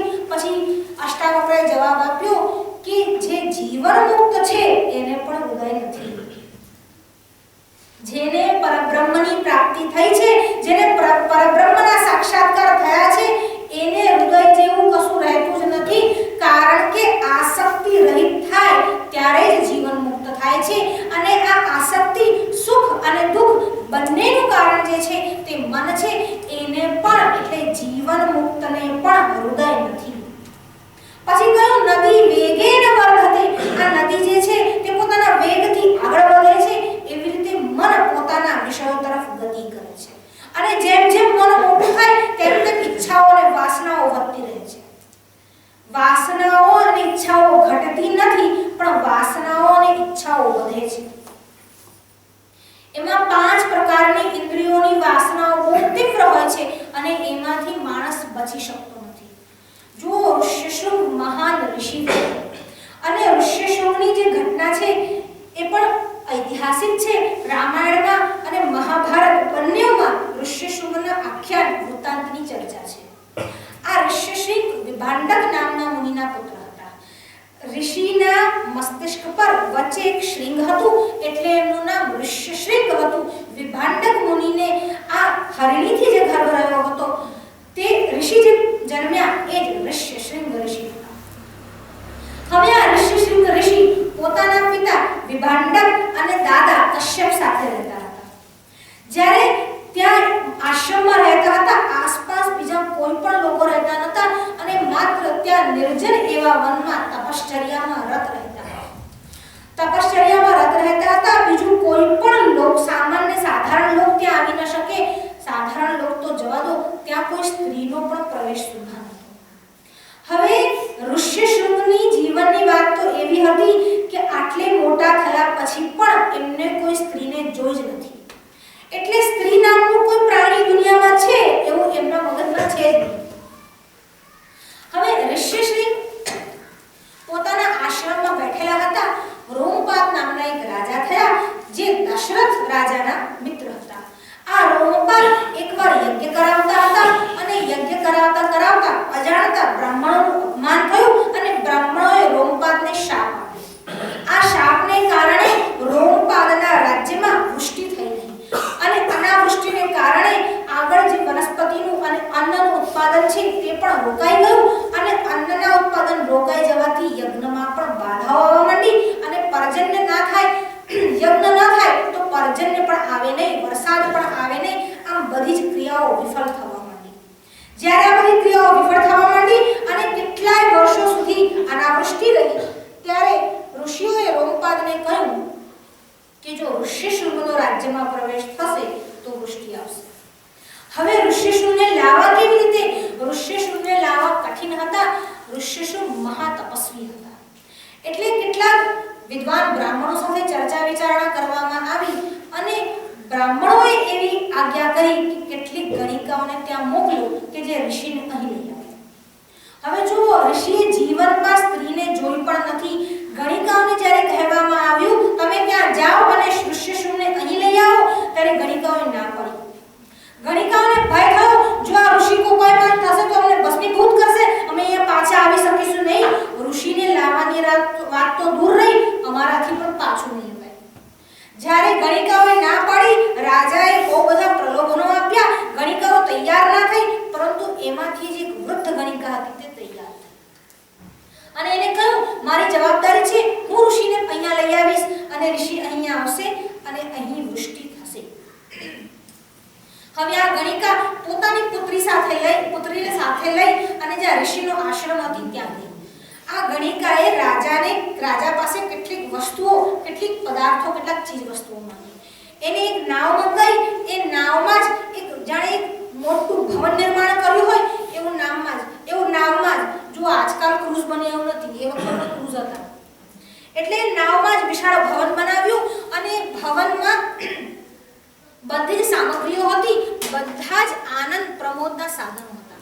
સુંદર નાવ તૈયાર કરવામાં આવી અને આ નાવમાં ગણિકા અને એની પુત્રી બંને નાવમાં બેસી અને ઋષિ જે આશ્રમમાં રહેતા હતા એ નદી કિનારાના તટ પર આ નાવ લઈને ગયા. ત્યાં ઉતર્યા અને આ ગણિકાએ પોતાની પુત્રીને સમજાવી કે ઋષિ સાથે વ્યવહાર કેવો કરો, કારણ કે જો ઋષિ કોપાયમાન થશે તો તું પાછી આવીશ નહીં. એટલે ઋષિ સાથે આદરપૂર્વક વ્યવહાર કરવો અને બીજી બધી વાત એને શીખવાડી અને આ ઋષિ પાસે મોકલી. જ્યારે આ ગણિકાની પુત્રી ઋષિ પાસે ગઈ, એ બહુ રૂપવાન હતી. એનું સૌંદર્ય જોઈ અને ઋષિના મનમાં વિચાર આવ્યો, આટલું સૌંદર્યવાન વ્યક્તિ, મનુષ્ય મેં મારા જીવનમાં જોયું નથી. આ કોઈ સુંદર પુરુષ છે. હવે ઋષિના મનમાં એવું પણ ધ્યાન નથી કે આ પુરુષ નહીં સ્ત્રી છે. જુઓ, ભાગવતજીમાં પણ એવો પ્રસંગ આવે છે. ત્યાં નદીના તટ ઉપર અપ્સરાઓ સ્નાન કરે છે અને જ્યારે અપ્સરાઓ સ્નાન કરતી હોય છે અને ભગવાન વેદવ્યાસ ત્યાંથી પસાર થાય છે, એટલે અપ્સરાઓ પોતાના વસ્ત્રો ધારણ કરી લે છે અને પછી જ્યારે ભગવાન વેદવ્યાસ જતા રહે છે અને ફરી સ્નાન કરવા બેસે છે અને સુખદેવજી મહારાજ આવે છે તો યથાવત અપ્સરાઓ સ્નાન કરતી રહે છે. હવે ભગવાન વેદવ્યાસના મનમાં શંકા છે કે આ અપ્સરાઓએ આવું કેમ કર્યું? સુખદેવજીની ઉંમર ઘણી નાની છે, હજી તો સુખદેવજીનો જન્મ જ થયો છે, 16-17 વર્ષની ઉંમર છે, યુવાવસ્થા છે અને સુખદેવજી દિગંબર અવસ્થામાં છે. છતાં પણ સુખદેવજીને જોઈ અને અપ્સરાઓ વસ્ત્ર ધારણ કરતી નથી. એનું શું કારણ છે? એટલે નારદજીએ કહ્યું ત્યાં શુકદેવજીને તો આ સ્ત્રી છે આ પુરુષ છે એવો ભેદ પણ નથી. તમે બ્રહ્મ જ્ઞાની છો, બ્રહ્મને જાણનાર છો, પુરાણના વેદતા નહીં પુરાણના કરતા છો, બ્રહ્મસૂત્રના રચયિતા છો, મહાભારતના રચયિતા છો, પરંતુ તમારા મનમાં હજુ આ ભેદ છે કે આ સ્ત્રી છે અને આ પુરુષ છે. એવો ભેદ પણ જેની બુદ્ધિ બ્રહ્માકાર બુદ્ધિ થઈ છે તેવા શુકદેવજી મહારાજ છે. અને શુકદેવજી મહારાજને જોઈ અને અપ્સરા નિર્વિઘ્નપણે પોતાનું સ્નાન ચાલુ રાખે છે, કારણ કે એમને પૂરી ખાતરી છે શુકદેવજી મહારાજનું ધ્યાન બ્રહ્મમાંથી ક્યાંય ચલાયમાન થતું જ નથી. અહીં પણ ઋષિશૃંગને એ ધ્યાન નથી કે આ પુરુષ છે કે આ સ્ત્રી છે. એટલે જ્યારે ગણિકા આવે છે, ઋષિશૃંગ પ્રશ્ન કરે છે, હે બ્રહ્મન આપ ક્યાં રહો છો? એટલે ગણિકાએ કહ્યું કે અહીં પાછળ જ મારો આશ્રમ છે અને કોઈ વાર જો આપને સમય મળે, આપને અનુકૂળ હોય તો આપ પણ મારા આશ્રમમાં આવજો. આવું સુંદર આપનું રૂપ છે. ઋષિશૃંગ એવું કહે છે, મને આપને જોઈને ઈચ્છા થાય છે, હું આપને પ્રણામ કરું, હું આપનો આદર સત્કાર કરું અને હું આપને ખાવા માટે સુંદર સુંદર ફળ આપું અને પાદ્ય અને અર્ઘ્યથી આપનું પૂજન કરું. જ્યારે એવું કહેવામાં આવે છે ત્યારે ગણિકા ના પાડે છે, હું ક્યાંય કશું પણ સ્વીકાર કરતી નથી. જો જેના મનમાં ચોર હોય ને એ વિદ્વાનોના હાથનો પ્રસાદ લે નહીં, ઋષિઓના હાથનો પ્રસાદ લે નહીં. કદાચ પ્રસાદ ખાઈશું બુદ્ધિ સુધરી જશે તો. એટલે અહીં ગણિકાના મનમાં પણ શંકા છે, જો ઋષિઓ પ્રસાદ આપશે અને એમના હાથનું ફળ લઈશ તો મારી જે બુદ્ધિ છે એ પણ સુધરી જશે અને જે અહીં કામ કરવા એ સુધી થશે નહીં. પણ કમસે કમ આ ગણિકા એટલી તો વફાદાર છે કે રાષ્ટ્રના કારણે આવી છે. આ નેતાઓ કરતા તો ગણિકા સારી છે કે જેને રાષ્ટ્રનું હિત જાણે છે અને રાષ્ટ્રના હિત માટે પોતાના પ્રાણનું બલિદાન આપવા પણ તૈયાર થઈ છે. કારણ કે જો ઋષિ કોપાયમાન થશે તો ભસ્મીભૂત થવાની જ છે.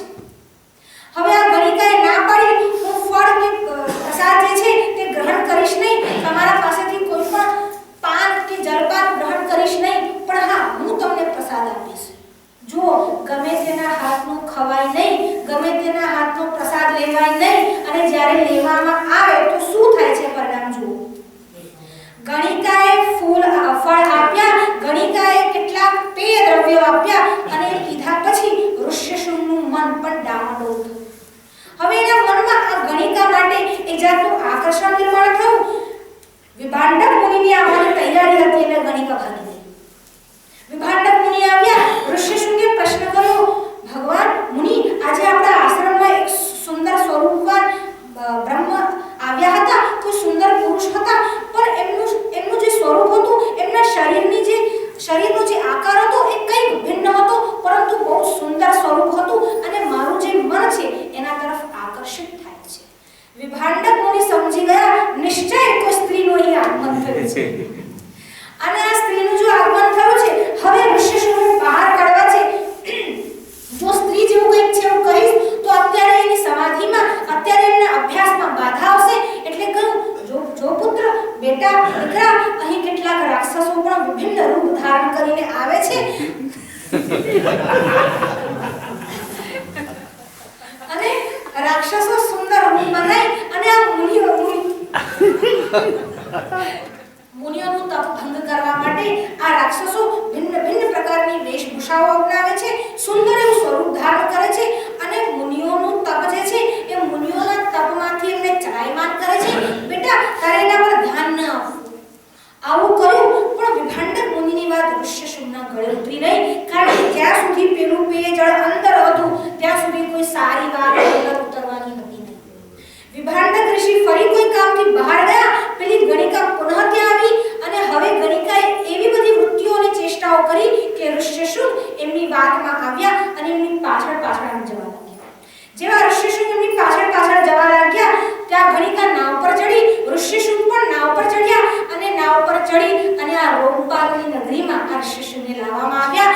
અને જેવા ઋષિશૃંગનો રોમપાલની નગરીમાં પ્રવેશ થયો, હજુ એમને પ્રથમ ચરણ મૂક્યો ત્યાં તો વરુણદેવે કૃપા કરી અને ત્યાં પર્જન્ય થયો અને વૃષ્ટિ થઈ.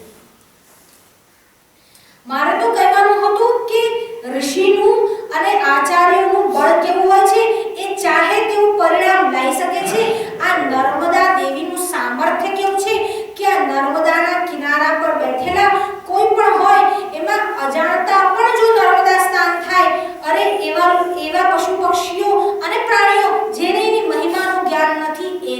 મુક્તિ આપનારી છે. મહાગભીર નીરપૂર પાપદૂત ભૂતલ વનઃ સમસ્ત પાતકારી તારિતા પદાજલ જગલ્લયે મહાભયે ભૃગુંડ સૂનુ નર્મદે ત્વદીય પાદ પંકજં નમામિ દેવી નર્મદે. જગલ્લયે મહાભયે, જગતનો જ્યારે લય થાય અને મહા એવું ભયંકર ભય ઉત્પન્ન થાય છે. જુઓ, અહીં જગતનો લય થયો અને માર્કંડેયને નર્મદાના દર્શન થયા. માર્કંડેય ઋષિ એકવાર પોતાના આશ્રમ પર બેઠા હતા, સમાધિમાં મસ્ત હતા અને સમાધિમાં મસ્ત હતા એ જ સમયે ભગવાન શંકર અને દેવી પાર્વતી પોતાના નંદી પર આરૂઢ થઈ આમ વિચરણ માટે નીકળ્યા. જો સંધ્યાકાળના સમયે નંદી પર બેસી ભગવાન શંકર ઉમા સહિત વિચરણ કરે છે, એટલે સંધ્યાકાળે કોઈ પણ પ્રકારનું પાપ કરવું નહીં. એમ તો કોઈ પણ સમયે પાપ નહીં કરવું, પણ સંધ્યાકાળે વિશેષ નહીં કરવું. અહીં ભગવાન શંકર નંદી પર બેસીને જતા હતા. માર્કંડેય મુનિ સમાધિમાં લીન હતા. દેવીએ જ્યારે માર્કંડેય મુનિને જોયા એટલે પ્રસન્ન થયા અને કહ્યું, આ મારો પુત્ર છે, આ મારો વહાલો પુત્ર છે, આપણે ત્યાં જઈએ અને એમને દર્શન આપીએ અને એમને બધી સિદ્ધિઓ આપીએ. હવે ભગવાન શંકરે કહ્યું, આને સિદ્ધિની જરૂર છે નહીં, બહુ બધી સિદ્ધિઓ મળી ગઈ છે, જન્મત જ એ તો સિદ્ધ પુરુષ છે. પણ પાર્વતીનો એવો આગ્રહ હતો અને જ્યારે સ્ત્રીઓ આગ્રહ કરે ત્યારે પુરુષોએ વાત પૂરી પણ કરતા હોય છે. તો અહીંયા ભગવાન શંકર પાર્વતી સાથે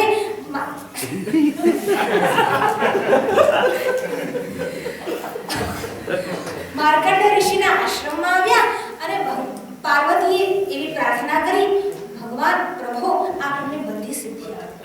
ભગવાન શંકર એમની સામે આવીને ઉભા રહ્યા, પણ માર્કંડેય સમાધિમાં એવા તો લીન થયા છે, બાહ્ય જગતને એમને વિસરાવી દીધું છે. જુઓ, આપણે ત્યાં યોગ સૂત્રમાં 3 જે અષ્ટ અંગો બતાવ્યા છે, એમાં જે 5 અંગો છે એ બહિરંગ છે અને બાકીના જે 3 છે તે અંતરંગ છે. ધારણા, ધ્યાન અને સમાધિ આ 3 અંતરંગ છે. દેશ બંધસ્ય ચિત્તસ્ય ધારણા. દેશ બંધ એટલે એક જ દેશમાં, એક જ પ્રદેશમાં, એક જ સ્થાન પર તમારા ચિત્તને બાંધી દેવું, તેનું નામ તો છે ધારણા. યોગની જે વાત છે એમાં યોગશ્ચિત્ત વૃત્તિ નિરોધ. યોગ તેનું નામ છે જ્યારે ચિત્તની વૃત્તિઓનો નિરોધ થાય છે, જ્યારે ચિત્તની વૃત્તિઓ લીન થઈ જાય છે, જ્યારે ચિત્તની વૃત્તિઓનો નાશ થાય છે. આમ જોવા જાવ તો નાશ થઈ શકતો જ નથી, કારણ કે એનું ઉત્પન્ન થવું પણ એક આભાસ માત્ર છે. એટલે વિવર્તવાદમાં એવું કહ્યું, માનો કે તમને રજ્જુમાં સર્પની ભ્રાંતિ થાય છે, તો પછી સર્પનો નાશ ક્યારે થાય છે? જ્યારે જ્ઞાન આવે છે ત્યારે. પરંતુ સર્પ વસ્તુતઃ ઉત્પન્ન જ થયો નથી, એટલે એનો નાશ પણ એક આભાસ જ છે. ના ઉત્પત્તિ છે ના નાશ છે, ન નિરોધો ન ચ ઉત્પત્તિ. ના નિરોધ છે ના તો ઉત્પત્તિ છે, અહીં પણ એમને એક ભાસ માત્ર છે. તો આજે યોગમાં અને સમાધિમાં લીન હતા માર્કંડેય, અને અહીં એમની વૃત્તિઓનો એમને નિરોધ કર્યો હતો. મન જે છે એ પરમાત્માના સાક્ષાત્કારમાં લીન થયું છે. ભગવાન શંકરનું મનમાં ધ્યાન કરતા હતા, એમાં એમનું મન ચિત્ત જે છે તરબોળ થયું હતું. ભગવાન શંકર સામે આવીને ઊભા છે, પરંતુ એમને ધ્યાન નથી, કારણ કે બાહ્ય જગત સાથેનો એમનો સંપર્ક તૂટી ગયો છે. જ્યારે અંતર્મુખ થાય, જ્યારે તમારી બધી જ ઇન્દ્રિયો અંતર્મુખી થાય અને ઇન્દ્રિયોનો સંયમન થઈ મનથી ભગવાનનો સાક્ષાત્કાર થાય, એ સમાધિની અવસ્થા છે. ધ્યાનમાં ત્રિપુટી રહે છે, પરંતુ સમાધિમાં ત્રિપુટીનો પણ નાશ થાય છે. ધ્યાતા, ધ્યાન અને ધ્યેય આ ત્રિપુટી છે. જ્યારે ધ્યેય જ ભાસે છે, એ અવસ્થા સમાધિની અવસ્થા છે. આ સમાધિની અવસ્થામાં માર્કંડેય ઋષિ લીન થયેલા હતા. ભગવાન શંકર આવીને ઊભા છે, એમનું ધ્યાન નથી. થોડી વાર પછી ભગવાન શંકરે લીલા કરી. ભગવાન શંકરે એમનું ધ્યાન ભંગ કરવા એમના મનમાં જઈને એમને દર્શન આપ્યા. હવે આ દર્શન આપ્યા, દર્શનમાં પણ જો જ્યારે સમાધિ બહુ જ ઉપરની કક્ષાએ, એટલે જેને કહેવાય નિર્વિકલ્પ સમાધિએ પહોંચે અહીં કોઈ આકાર સ્વરૂપનું પણ ધ્યાન રહેતું નથી. એ વખતે ભગવાનનું સ્વરૂપ એમને જોયું. ભગવાનના મસ્તિષ્ક પર મોટી વિશાળ જટાઓ હતી. પિંગલ એવું ભગવાનનું સ્વરૂપ હતું. પિંગલ એવી જટાઓ હતી. ગૌર એવો વર્ણ હતો. ભગવાનને નાગના આભૂષણ ધારણ કરેલા હતા. આવા પુરુષનું દર્શન કરી એકદમ માર્કંડેય આંખ ખોલી. અને માર્કંડેય જ્યારે આંખ ખોલી અને ભગવાનને સામે જોયા, માર્કંડેય સાષ્ટાંગ પ્રણામ કર્યા, દેવીને પણ પ્રણામ કર્યા. અને માર્કંડેય ઋષિ બહુ જ ગદગદ વાણીમાં બોલ્યા, આજે મારું તપસ્યા જે છે, આજે મારી સમાધિ છે એ પરિપૂર્ણ થઈ. આ ભગવાન શંકરે મને અહીં આવી દર્શન આપ્યા. ઓહો, મારું કેવું તો અભાગ્ય છે. જ્યારે માર્કંડેય ઋષિ આવું બોલવા લાગ્યા ત્યારે ભગવાન શંકરે કહ્યું, ના ના, હું તમને દર્શન આપવા નથી આવ્યો, હું તો તમારી સાથે સત્સંગ કરવા આવ્યો છું. ભગવાન શંકર એવું માર્કંડેયને કહે છે કે મહાપુરુષો સાથે થોડો સમય પણ વીતે તો એ કલ્યાણકારી હોય છે. હું તમારી સાથે સત્સંગ કરવા આવ્યો છું. બીજા બધા સર્ટિફિકેટ આપે અને ભગવાન શંકર સર્ટિફિકેટ આપે એમાં ભેદ છે. કોઈ યુનિવર્સિટીમાં આપે કે કોઈ વ્યક્તિ તમને સર્ટિફિકેટ આપે, અહીં તો ભગવાન શંકર એવું કહે છે કે હું તમારી સાથે સત્સંગ કરવા આવ્યો છું. તમે કંઈક સારી વાતો કહો તો અમને પણ મજા આવે, કારણ કે ભક્ત અમારું ભજન કરે છે પણ અમે તો ભક્તને આધીન છે. અમે ભક્તનું વારંવાર મનન કરીએ છીએ, અમે ભક્તનું ચિંતન કરીએ છીએ અને ભક્તને જેવી અમને મળવાની ઉત્સુકતા હોય છે એટલી ને એટલી ઉત્સુકતા અમને પણ ભક્તને મળવાની હોય છે. આમ ભગવાન શંકરે એમની સામે વાત કરી. માર્કંડેય ઋષિ પ્રસન્ન થયા અને માર્કંડેય ઋષિએ પ્રણામ કર્યા. આદર સત્કાર સહિત બંનેને બેસાડ્યા છે અને પછી કેટલોય લાંબો સમય સુધી વાર્તાલાપ ચાલ્યો છે. આ માર્કંડેય ઋષિનું સામર્થ્ય હતું કે નર્મદાના પણ દર્શન કરી શકતા હતા. ભગવાન શંકર પણ એમને દર્શન આપવા માટે બાધ્ય થયા અને ભગવાન શંકર અને માં નર્મદાની કૃપાથી એમને દીર્ઘ એવું જીવન પ્રાપ્ત થયું. માર્કંડેય માત્ર દીર્ઘજીવી નથી, જીવન નથી મળ્યું, એમને દિવ્ય જીવન પણ મળ્યું છે. અરે માર્કંડેયને દિવ્ય જીવન મળ્યું છે એવું ના કહેવાય, જે માર્કંડેયના દર્શન કરે છે એનું જીવન પણ દિવ્ય થઈ જાય છે. આ માર્કંડેય ઋષિનો આવો મહિમા છે. આ જ માર્કંડેય ઋષિ નર્મદાની ઉપાસના કરે છે, નર્મદાના સ્તોત્ર લખે છે અને આગળ સ્કંદ પુરાણમાં આખું નર્મદા સ્તોત્ર આવે છે. એ માર્કંડેય ઋષિનું રચિત છે અને નર્મદા સ્તોત્ર છે. महागभीर नीरपूर पापदूत भूतलं द्वनः समस्त पादकारितारिता पदाचलं जगल्लये महाभये मृकुण्डसूनुधर्मदे त्वदीय पादपङ्कजं नमामि देवी नर्मदे. महागभीर नीरपूर, આ નર્મદાનું નીર એટલે પાણી કેવું છે? મહાગભીર, અરે ગંભીર પાણી છે. સુવાડા કરતો જેમ પવન વાય છે તેમ તરંગોથી ઉછળતું આ પાણી છે. આનો વેગ બહુ ભારે છે. મહાગભીર નીરપૂર, પણ આ કેવું છે? જ્યારે આવું પૂર આવે એટલે નર્મદાના મોજા જ્યારે ઉછળે ત્યારે શું કરે છે? ધ્વન સમસ્ત પાતકારી. આ જે જળ છે એ ધ્વન સમસ્ત પાતકારી, એ જે ધ્વનિ કરે છે ત્યારે પાતકોના શત્રુઓને ડરાવનારું ધ્વનિ કરે છે.